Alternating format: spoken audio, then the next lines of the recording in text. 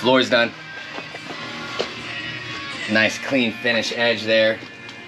This is a little accessory compartment. I'm gonna put a hinge on there. You could keep flip-flops in there, umbrella, jumper cables. But check out this floor. Nice stuff, really light, 100% waterproof. It's really gonna keep everything nice and cool in here. And also, guess what? We got the windows in too. We got 2 bay windows in. They're on a slider.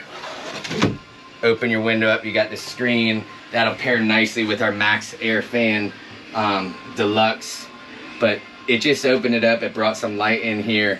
And we've got our custom trim around these things that we're gonna use our zebra wood that we picked up at Eco Relics.